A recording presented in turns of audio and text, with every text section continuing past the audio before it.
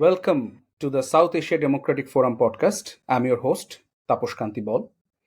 Today, we delve into a question that strikes at the very heart of Bangladesh's political and legal identity. Who truly benefits from the country's ongoing constitutional crisis?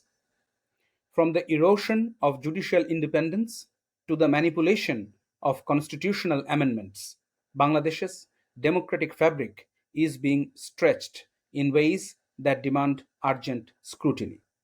Joining us is someone uniquely positioned to unpack these complexities, Barrister Tania Amir, a senior advocate of the Supreme Court of Bangladesh and a tireless human rights defender. With decades of experience in constitutional litigation and civic activism, she brings both legal insight and moral clarity to this urgent conversation. So, stay with us. We explore how the Republic is being rewritten and for whom. So, Tanya Appa, welcome to SADF podcast. Thank you, Taposh. Pleasure to be with you. So, for our viewers, let me tell them that the present regime, led by Nobel laureate Dr. Yunus, for last 1 year, and within this 1 year, Bangladesh went through a lot of constitutional crisis. Recently, on the 5th of August, on the anniversary of this so-called revolution, they declared a July declaration, and that has raised a lot of questions. So I want to ask you the first question about this July declaration, that what is your opinion about this July declaration? Is it constitutional? What do you think? It has no relevance whatsoever given the constitutional dispensation in Bangladesh. At best, it is a statement which is full of rhetoric read by the chief advisor. It's the word declaration is a misnomer. We have, for example, like the Universal Declaration of Human Rights, which is the aspiration of humankind for higher values. So this is nothing like that. The whole idea behind this seems to be to give some form of an indemnity to students who it is inspired now that they're not general students as such who gave leadership to this uprising which led to a coup. So the UN report identified about 1,400 deaths. The government acknowledges about 800 plus. It begs the question about plus minus another 600 deaths. What has happened to that? And that is really from 5th August till middle of August, yes? So an indemnity has already been passed that the killings of the police, activists, minorities, Awami League leaders, supporters, an indemnity has been given that no lawful prosecution or investigation will be taking place. Now, this indemnity to the perpetrators of serious crime, including murder, arson, rape, and so on, this is a policy that the government has taken. The whole idea of those who committed these serious crimes is to give them a permanent kind of an indemnity, which is purported to be made part of the Constitution. So they have a constitutional guarantee, which is totally conceptually faulty, intellectually bankrupt. At best, it's a statement full of the personal opinions and values, which is morally garbled. They are purporting to make it part of the fourth schedule. And the fourth schedule is limited a time frame of our liberation struggle. So you cannot put things in the fourth schedule after the event, which is again absolutely misfounded. The fourth schedule is not a kangaroo's pouch that Right. you keep putting things in. Secondly, forget the Constitution. It doesn't even have any legal relevance. The word declaration, the Universal Declaration of Human Rights, it proposes certain aspirations for the development of humanity as a whole. Here, the aspiration is not to have rule of law applied. So you cannot have a declaration which negates the purpose of rule of law, which negates the purpose of human dignity, which negates the purpose of human rights. So how do you have a declaration which purports to give indemnity for serious crimes? So Right. that's a nonsense. So it's If- not a legal instrument. Mhm. It's sort of a statement, a political statement that was read out, and the political statement is targeted primarily Awami League, which commands about 35 to 40% votes, plus minus. So basically, it begs the question, how is the government going to accommodate 35 to 40% voters in Bangladesh? Because they have purported to ban this party, and there's a verbal inexactitude. Because when Dr. Yunus came to the UK, both with the BBC interview as well as at the Chatham House, he said the party is merely suspended for the time being, and it'll be banned once they're tried before the ICT, and it'll be done so by virtue of a court order. There are two problems with that. First, by virtue of a court judgment, Dr. Yunus seems to think that it's a foregone conclusion, that the court will ban Awami League. So how on earth does he know what the final court verdict would be, if at all it went that far? And there is no initiative at the moment to try Awami League as a political party, right? So we don't know when this would happen, if at all. So the second bit is even more problematic. The law that was invoked is Section 18 under the Anti-Terrorist Act.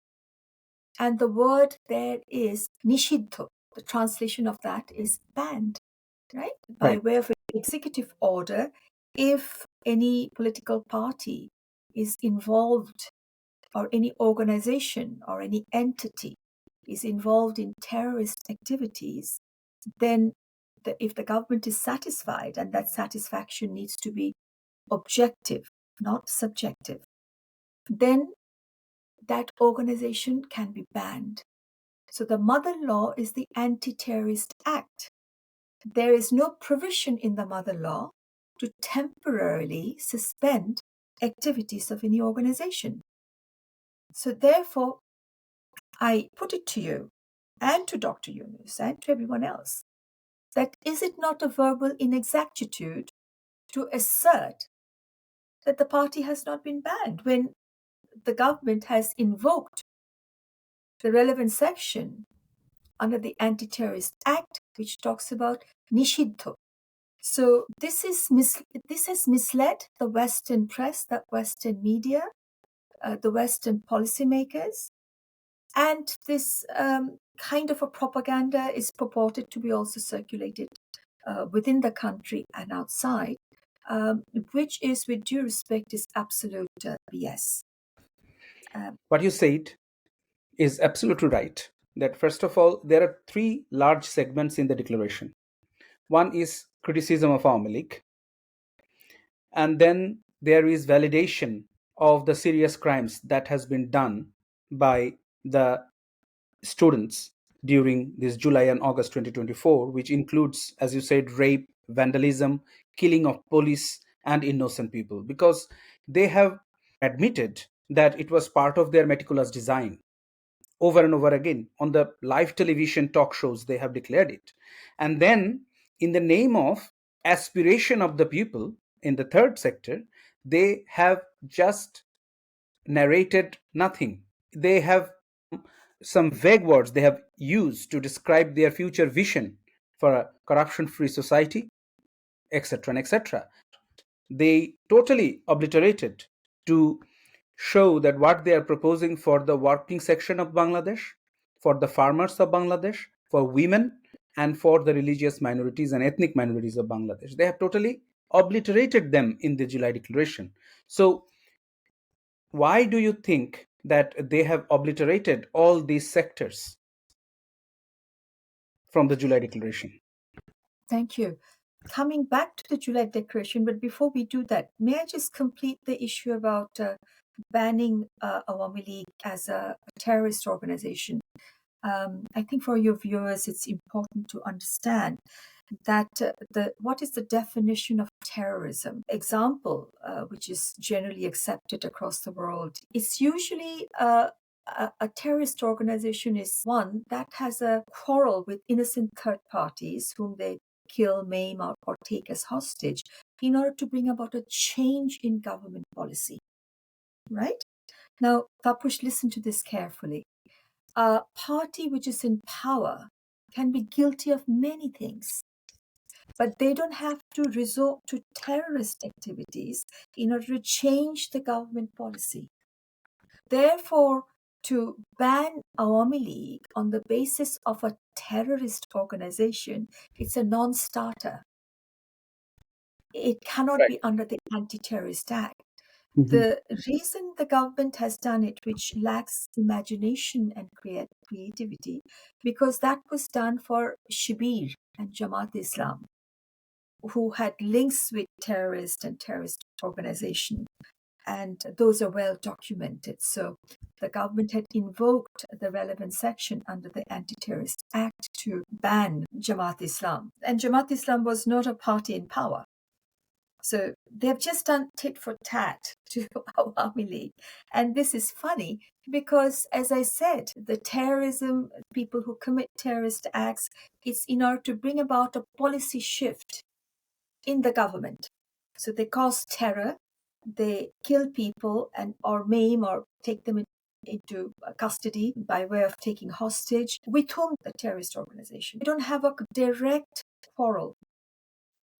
So explain to me how on earth a government party in power, why do they have to resort to terrorist activities? They may have done other criminal acts. I'm not saying they have not, for the sake of argument. But certainly it is not within the definition of terrorism.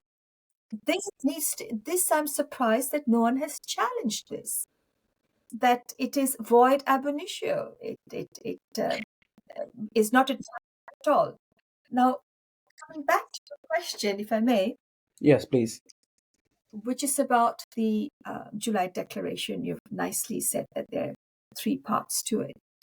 Now, whenever there's a declaration, we talked about the Universal Declaration of Human Rights. In the national context, we have the Proclamation of Independence. This instrument is, which has been drafted by no other than my learned senior barrister Amir Islam, which also served as the first constitution of Bangladesh before the 72 constitution was promulgated.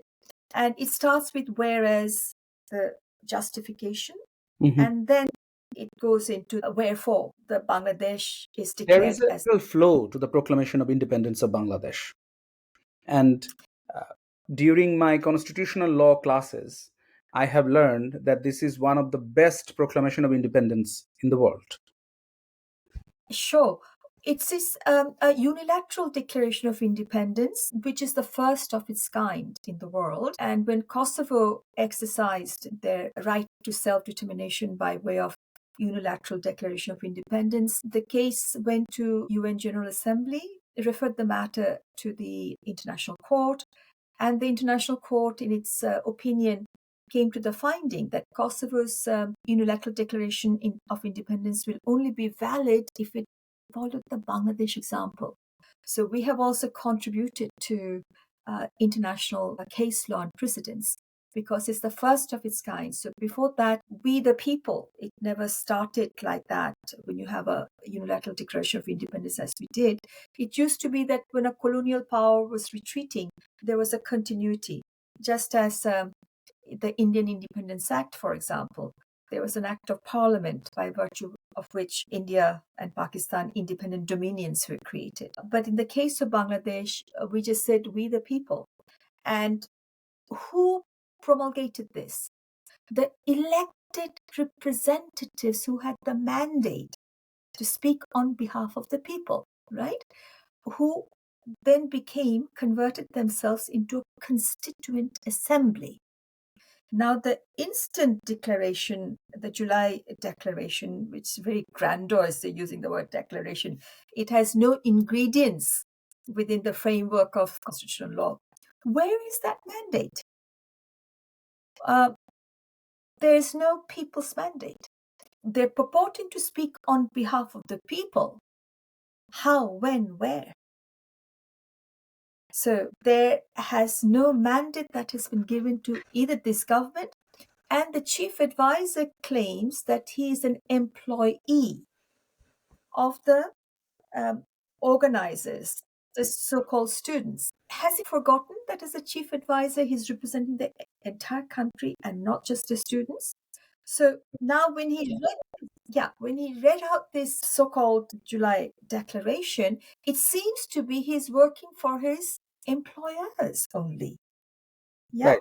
And it purports to talk about that for and on behalf of the people. People wanted that. But as you have rightly pointed out, Taposh, A, they do not represent any people. There's been no mandate.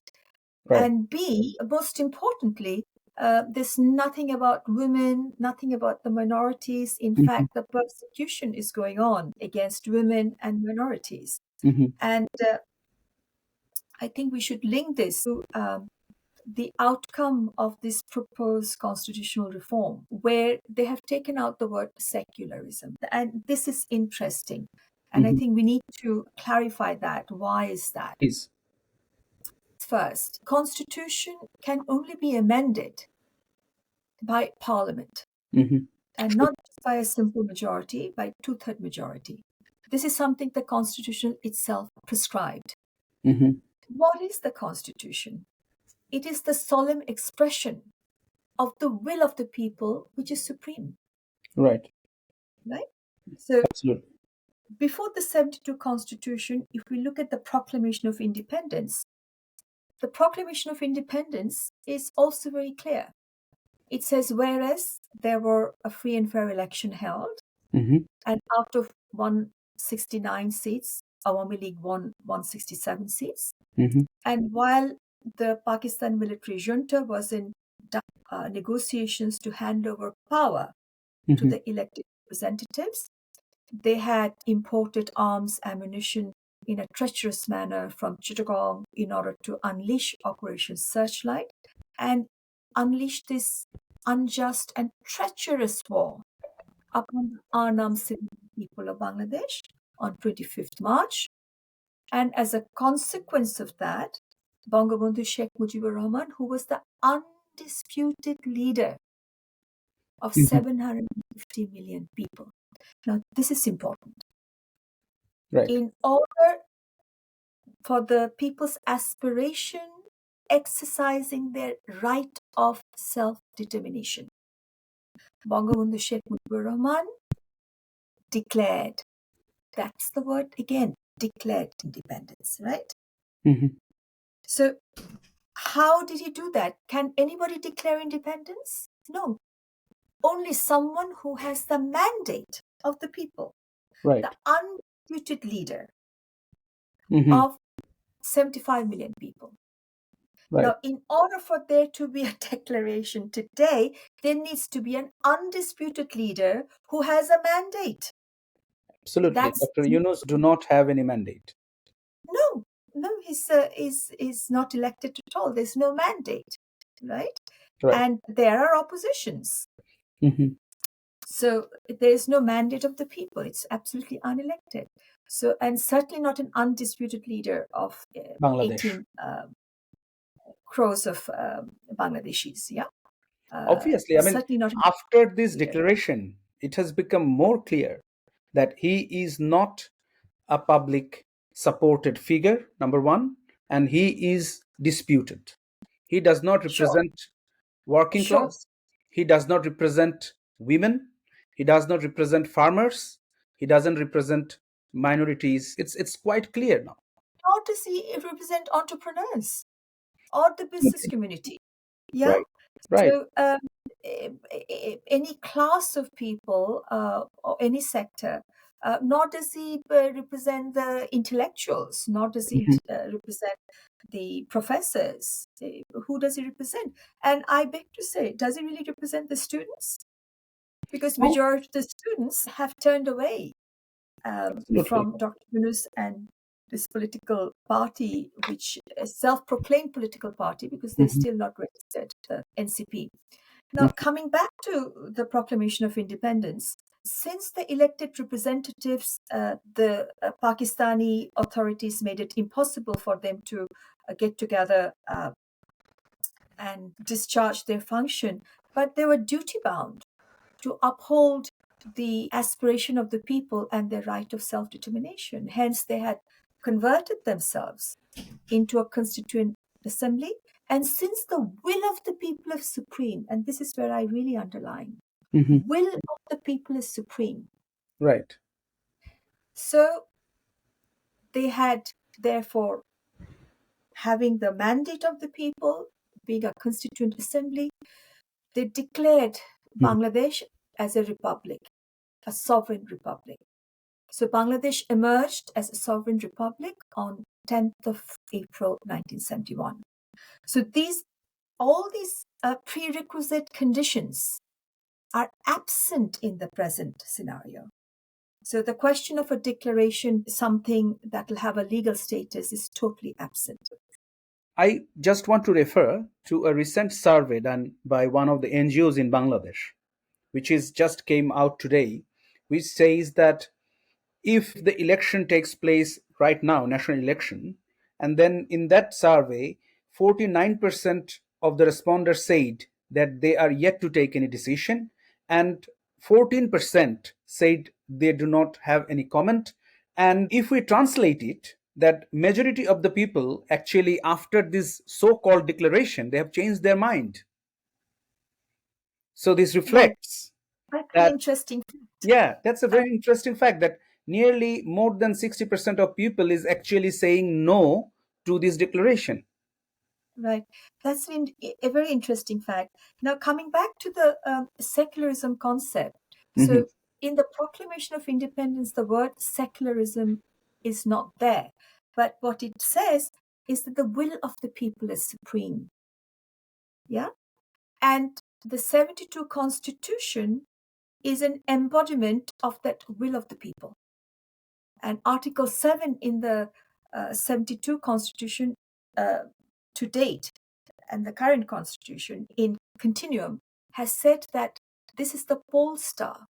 It is regarded as the pole star of the constitution. So we have this doctrine of basic structure, which means that the constitution can be amended by parliament, as we were saying, by two-third majority, but certain provisions of the constitution, which is deemed to be the basic structure, can never be changed. It's immutable. So, for example, I can see the room where you're sitting and in the reflection. You can change it, you can decorate it, but in the corner, there seems to be some basic pillars. So, in the name of improving and amending and changing and decorating this room, if you take an axe and, hit the basic pillar, the whole room will crumble, right?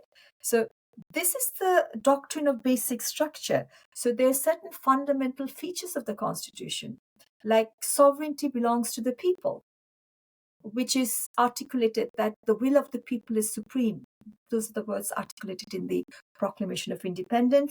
And Article 7 of the Constitution says that the supremacy of the Constitution, which is the solemn expression of the will of the people, and sovereignty belongs to the people.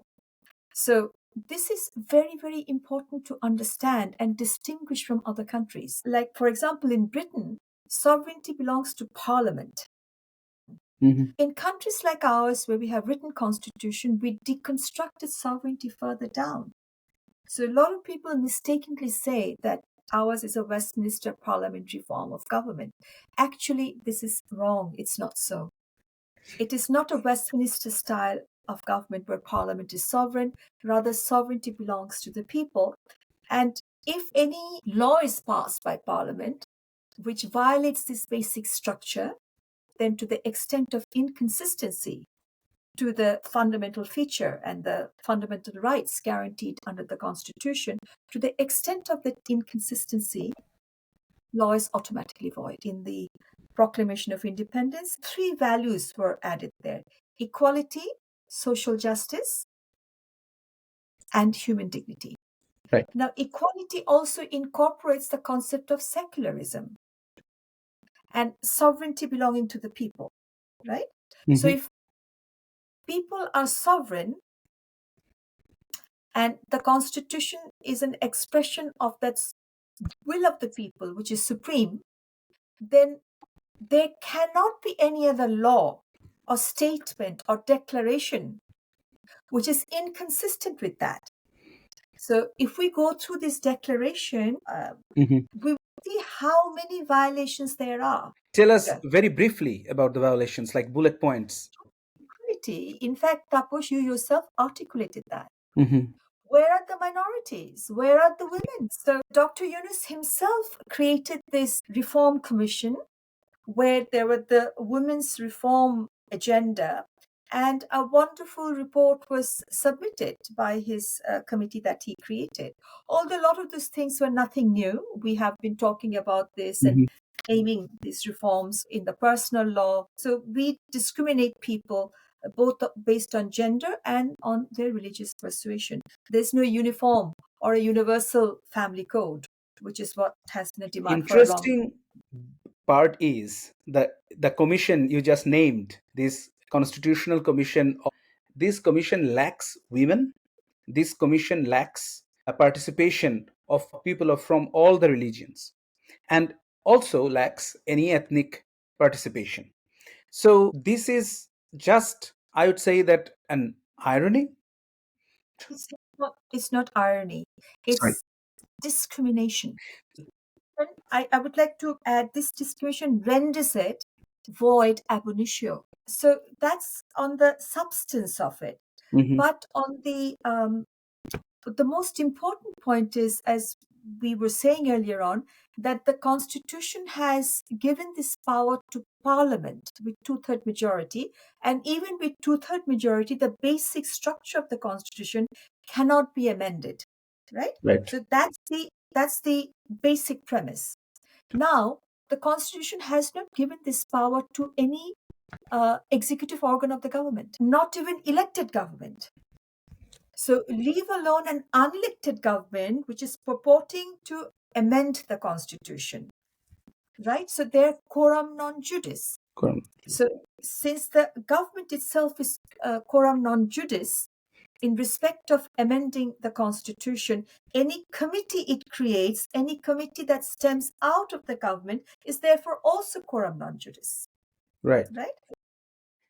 Thirdly, the chairperson or the person who is leading this constitutional reform committee, it's almost become a joke. There is no constitutional expert in that committee.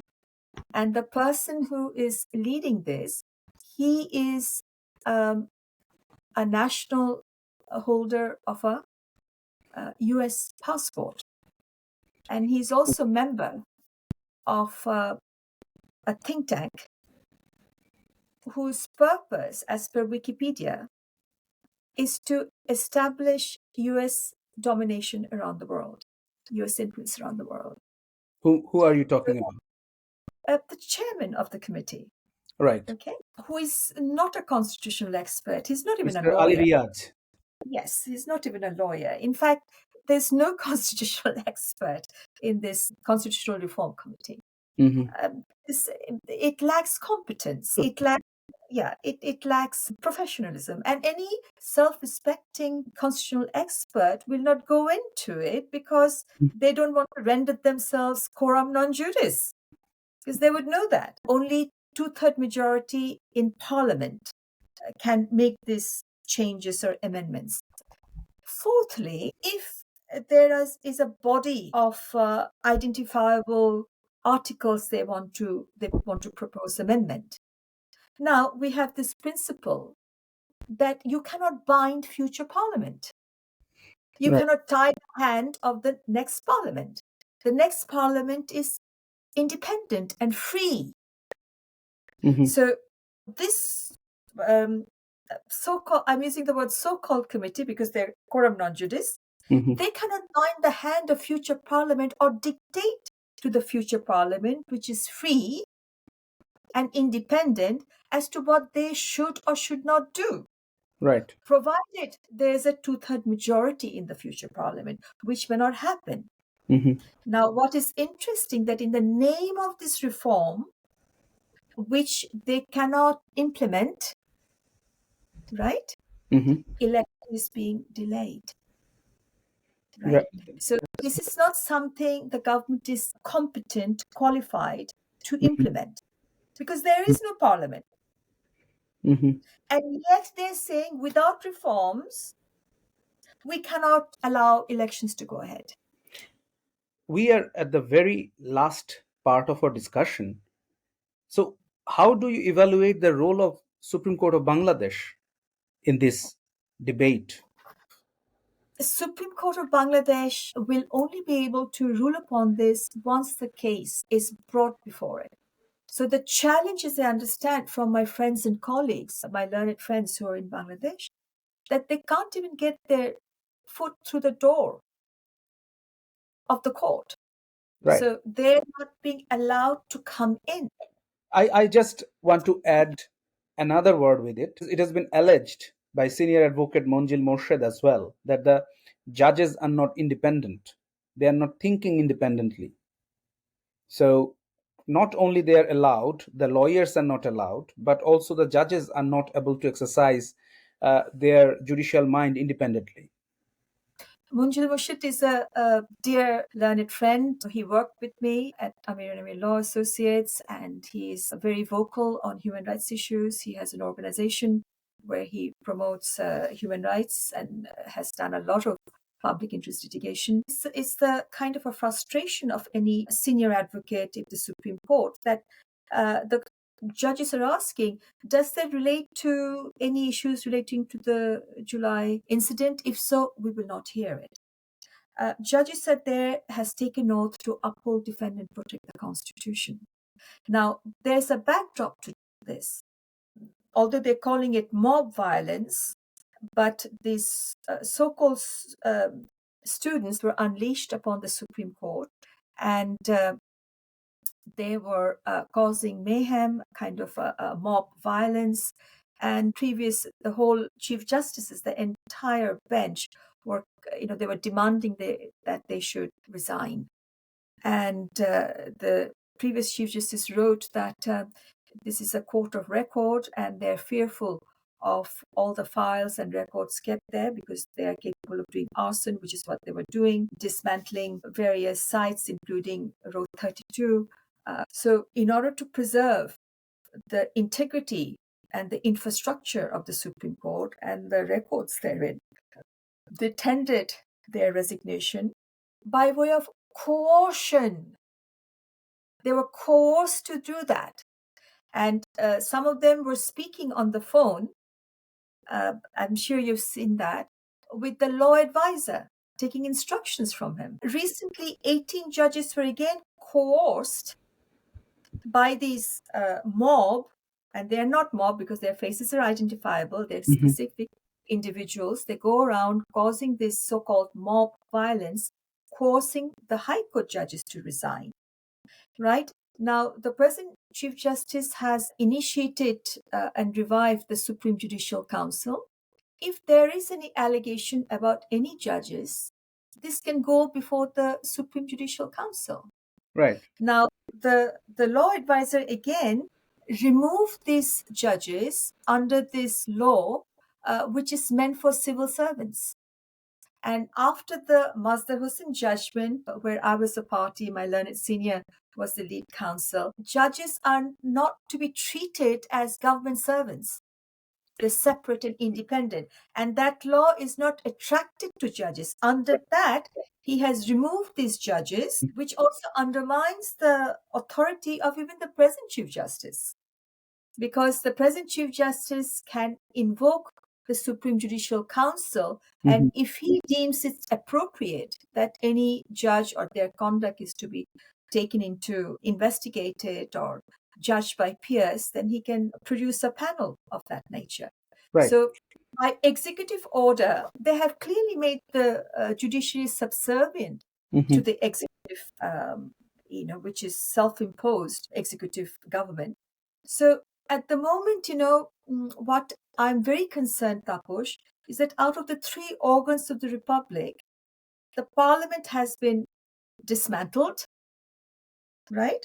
The judiciary is dysfunctional, and lawyers are not allowed to do advocacy. Lawyers like ourselves and many others have been implicated in false cases of murder, and the creativity of the government is also lacking. Everyone is accused of murder.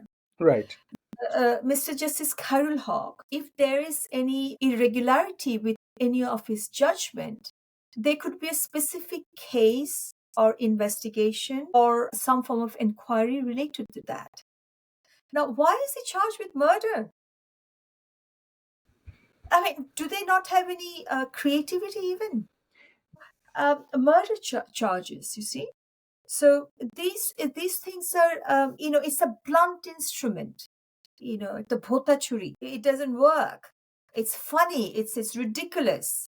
In history, when they look back at this period, young historians and researchers would be laughing their head off at the idiocracy, lack of competence, and lack of imagination.